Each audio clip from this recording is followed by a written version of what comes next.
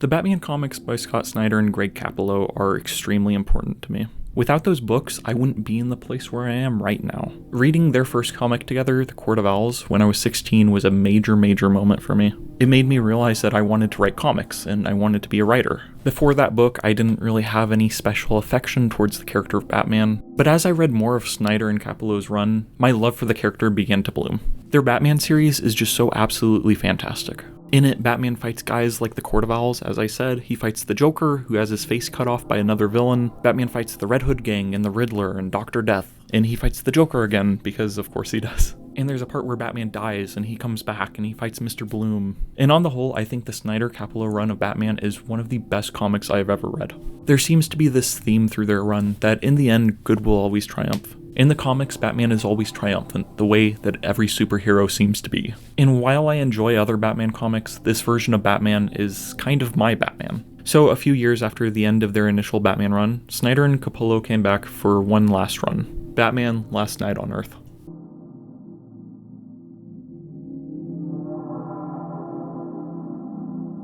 Essentially, it is their final word on Batman, and it's honestly pretty wild. The closest comic I can compare it to is Old Man Logan by Mark Millar and Steve McNiven. What I mean by that is Last Night on Earth has a very similar premise to Old Man Logan. Years have passed, the hero's lost, everyone's run away. The DC universe as you know it is all broken up and messed up. There are some pretty cool things in the book. Swamp Thing appears for a panel, Wonder Woman has a cool mohawk and a Dr. Fate helmet, Nightwing and Batgirl get together and have a kid. And despite the fact that years have passed since the end of the heroes, Batman is young. The Bruce Wayne that is the hero of this comic is 25, he's young, and he has all the memories of the previous Batman. As the comic progresses, you learn that this is not the original Batman. Before the end of the world, the original Batman had essentially built a cloning machine. It's described as a final invention that would bring a Bruce Wayne to life every generation. It would imbue him with the memories of the previous Bruce, so that he could defend a new Gotham as a new Batman. So essentially, the idea is that the original Batman wanted to make sure that there would always be someone there to protect Gotham, and who better to protect Gotham than himself? So that's what this Batman is. He's a clone from this machine. He has the memories of the original Batman up to a point. He has all the skills of the fighting experience, he has a young body, and he has the hope that you would expect from Batman. This Batman runs into a bunch of older characters in this hellish apocalyptic wasteland. As I said, he runs into Wonder Woman, who's beaten down and cynical. He runs into Superman, who actually turns out to be a clone made by Lex Luthor because Lex Luthor kind of killed the original Superman. And of course his buddy throughout all this is the Joker's head, who is still alive. Joker's still alive. He's just dead though. Every character that Bruce Wayne meets seems to be infected with a bitter cynicism. And Wonder Woman tells the story of how the world fell apart. In short, people, just normal citizens, were hopeless. And Lex Luthor capitalized on that. Everything is falling apart, he said. The world is heating, resources are gone, the powerful tighten their grip. You feel it just as I do. Still, our leaders say, be good, and you win in the end. See, goodness is the oldest lie there is, he said. Be good and you stay in the pretty garden. Eat the apple, learn the truth, and well, but I say, eat all the apples you want. The world is falling apart, so do what you want. Don't feel hopeful, give in to your evil desires. In essence, it almost seems to be the same argument that Ivan makes in The Brothers Karamazov. If there is no God, then anything is permitted. If there is no goodness, if there is no hope, if God is truly dead, as Nietzsche said, then really, you should fight for yourself, and you should do what you want. If the world is falling apart, then you might as well enjoy it while you can. So after the death of Superman, all the heroes met together, Wonder Woman says. They had a final meeting at the Hall of Justice. The heroes are uncertain about what to do. At this point, everything is falling apart, but the heroes still want to try to make the best of the situation. So there's a huge crowd outside of the Hall of Justice. And Batman, the original Bruce Wayne, he thought the thing to do was to let the people in, everyone, maybe even empower them. It was the only way we'd win, he said. So he opened the doors to the Hall of Justice. He let the people in to see the heroes. They tore him apart first. Then Aquaman, Green Arrow, Black Canary. So the people who the heroes were supposed to be saving turned on them and ultimately destroyed the heroes. That is why Wonder Woman is cynical. That is why everyone we see in the comic is so distraught. That is why there seems to be no hope in this world. Then, after all of this, a new evil rose in Gotham, calling himself Omega, the worst yet. Omega is powerful, the most powerful person in this apocalypse. This Omega has the anti-life equation, which if you don't know what that is, don't worry about it, it's comic book stuff. But basically he'll be able to control everyone's minds and make everyone do whatever he wants. No one will have any free will, no one will have any free choice. It's something that Darkseid is trying to get. So this new character, Omega, has the anti-life equation and he wants to enslave everyone. It's after this and after the fall of everything that the new Batman, this clone of Batman that we follow, was created. Ever the optimist, this new Batman says, well, this Omega, whoever he is, there has to be a way to bring him down. To which Wonder Woman replies, there's a rumor about Omega that he's someone born and bred in Gotham, possibly a villain, but more likely one of your disciples. In essence, Batman learns that Omega, the giant baddie of this comic, is one of his friends. And that's a lot of people, honestly. Finally, after a lot of trial and tribulation, Batman gets into Gotham City. This big baddie, Omega, has all the supervillains working for him. He has Mr. Freeze and Killer Croc and Clayface and Zaz, who's just a serial killer. He's not really a supervillain. I don't really know why he's not dead. Anyway, but Batman and the head of Joker, who now has a Robin suit body, don't worry about it. The two of them make it to Omega's Batcave, and it's filled with the suits of people that he's beaten. He's beaten Sinestro and Black Adam and Brainiac and Black Manta, and he's beaten Bizarro and the Joker and the Cheetah. Essentially, this Omega is so powerful that he was even able to take out Darkseid. And this comic takes place in a very hopeless world.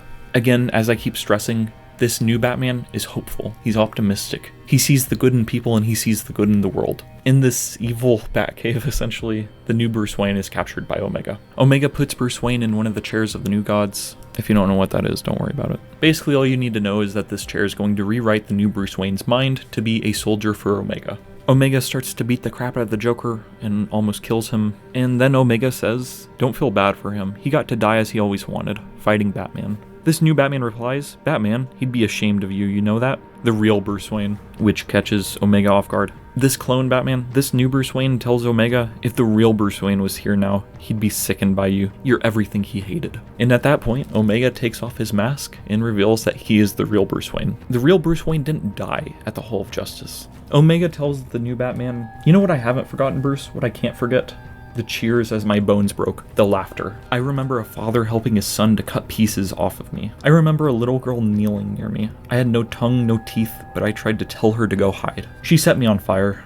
It took her 6 tries. I remember what they did to my friends, my family. Essentially, whenever the world fell apart, the people broke the original Batman past the point of repair. And this is an aspect of the story that I find so emotionally affecting. It's really difficult for me as a reader to swallow. Omega isn't a character as simple as an evil Batman. No, this is Batman. This is the same Batman we see in The Court of Owls and Death of the Family and Zero Year. It's the same Batman we see in Super Heavy and Endgame, and for all intents and purposes, Omega is Batman. He is the real Bruce Wayne. He is the original. And as someone who loves the original Snyder Capullo run, this was a really difficult pill for me to swallow.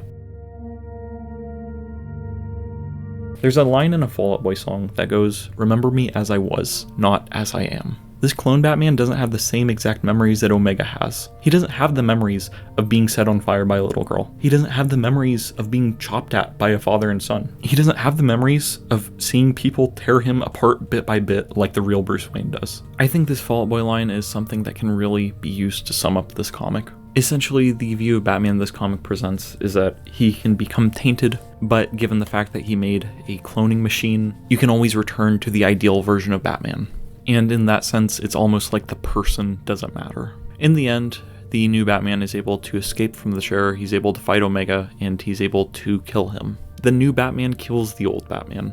Or, in a different sense, the idea of Batman kills the person that the real Batman actually became. For all intents and purposes, the real Bruce Wayne dies. He turns into a villain, so he's taken out, and this world reverts to an older version of Batman. A version of Batman who didn't endure the same traumas. And I think this is a really challenging ending to Snyder and Capullo's run. These are comic books. You always see this in comic books where there's an evil version of the Hulk, or there's an evil Spider-Man. But in my eyes, like I said, this Omega character is the original Bruce Wayne. This is the same Bruce Wayne that we read about for years. Usually whenever you have a comic like this where the hero has fallen off, they have some sort of redemption. In the comic book Old Man Logan that I was talking about in the beginning, even if he ran away from being a hero for a long time, he reverts back to being a hero. And the same thing happens in The Dark Knight Returns, which is really sort of the original end of Batman's story. In that comic, Batman has retired for some years, and then he returns, and he is triumphant once more. There's always this redemption arc for a character or a superhero who has fallen off. But Omega, the real Bruce Wayne in this comic, doesn't really get that.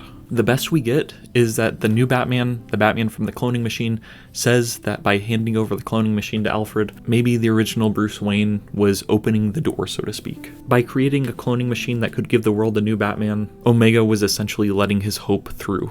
And so that's kind of the best redemption we get for the original Bruce Wayne. And I can't stress this enough, really. The reason why this comic affected me at all is because I grew to love Batman from the original Snyder Capullo run. Like I said, I wasn't really into Batman before that, but I think that the idea presented in the comic that you can replace your older, more experienced, less hopeful self with an ideal version of your younger self is somewhat troubling. And I think the reason why it's troubling is because it's something that I've felt before, and it is something that I know that other people have felt before. Again, going back to the Fall Out Boy song, remember me as I was, not as I am. I think everyone at some point in their life feels like they have fallen off the golden path. I think many of us at some point make mistakes, and we wish that we could return to who we were. And this is something that I experienced not so long ago. Only a year or two ago, I sort of had this idealized version of my teenage self in my head. When I was a teenager, much like the younger Batman, I felt optimistic about the future in some ways. In some ways I didn't, but with regards to my future career, with regards to writing stuff, with regards to creative activities, I just felt so optimistic and inspired. And then years passed, and it feels like I sort of turned into that Omega version of Bruce Wayne. I became cynical, I grew less enthusiastic about creative acts. I lost some of my zeal and my purpose. And I started to have that feeling that I wanted to return to who I was and not be who I am. Well, unlike the Batmans in this comic, you can't really do that in real life. You can't hit a button and pop out a clone of yourself from before a traumatic experience or from before a mistake. You simply are yourself. There will only ever be one version of you. And so this comic is intended to end on a happy note. The clone of Batman won, he overtook Omega, he stopped Omega from controlling everyone's minds. He's assembling a new pseudo-Justice League, essentially, and you're supposed to be happy that the world always has a Batman. But I can't help but miss the original Bruce Wayne. And in some ways, this idealized clone version of Batman is the original Bruce Wayne, right? He has all the memories of the original Bruce Wayne up to a point. But in my mind, he isn't the original Bruce Wayne. Omega was the original Bruce Wayne. But no matter how hard we try, in real life, we are stuck with ourselves. Whatever situations or difficulties or challenges we've encountered, we have to make the best of them. We have to try our best to get through them. Things are difficult, life is difficult. And even now, there are times when I look back and I think to myself, wow, I was so much more creative then. What happened to who I was 10 years ago, or 5 years ago, or even 6 months ago? What happened to who I was before this event, or before this tragedy? And there's this idea we have of who we were when we were kids. If you're like me, there's probably this idealized version of the childhood you that lives rent-free in your head. This idealized version of your younger self appears whenever you hear questions like, would the younger version of you be happy with where you are now? Would the younger version of you be proud of who you are now? And sometimes the answer is yes, sometimes the answer is no. A lot of the time, the answer is somewhere in between those two extremes. I think it's really easy to glamorize your younger self. I think it's easy to forget about some of the hardships and struggles that you encountered when you are feeling bad about yourself in the present. And I think all of us are hit with feelings of wanting to return to the past in some way, shape, or form. But you can't return to the past, not really. There are no cloning machines in real life, there is no time travel, and in the end I think the best you can do is just do what you can with the present. I really like this Batman comic a lot, but I still can't shake that feeling. I can't shake that feeling that you cannot replace yourself. I think there's this ideal version of ourselves that exists in our head as well. There's a sort of idealized Noah that exists in my head. Oh, the ideal version of Noah would be writing constantly, and he would be working constantly, and he would be productive 100% of the time, and he would be able to do 4 videos a week or whatever the frick. And I think this idea, the ideal version of you that exists in your head, can be just as toxic as glamorizing the past version of you. In the end, the only you that exists is the you that exists right now. There is no quick save button. You can't reload a previous save in real life. All there is right now. There's the present, and that's it. And I think it's important to remind ourselves of that sometimes. I think it can be good to look back on the past, but it's not good to live there. I think that it's normal to feel like you've lost character traits that you admired about yourself, and I think it's possible to attain some of those once more. I think that if you wish that you had done something in the past, maybe there's a chance to do it now. I think that if you feel like you haven't been doing something that you want to do, then I think that there is always today. Even if you won't be where you want to be immediately, I think you can still take steps towards it. And I don't think it's necessary to dwell on the past version of yourself and to feel bad about who you are now and the fact that you somehow became corrupted. So Batman Last Night on Earth is a comic I really like, but I think it's kind of a difficult pill to swallow for all the reasons I've outlined. And I think in a lot of ways it actually works really well as a meta-commentary on the style of comics, on the nature of superhero comics themselves. Because with superhero comics, you're seeing constant reboots, you're seeing constant revamped versions of familiar heroes. There's always this idea of characters returning to their roots. And I think you even see that with like bands, for instance. Metallica experimented a bit in the 90s, but by the end of the 2000s, they were returning back to their thrash metal roots. And I think you will always see diminishing returns if you try to do that. If you try to revert to who you were, if you try to go back to a previous style in a cynical manner, if you reject the present and chase the past, I think you will be worse off. Really, all I'm saying with this video is that I think you have to look forward. So with that, be kind to yourselves, be nice to everyone, love each other, all that good stuff. Thank you for watching, and have a nice night.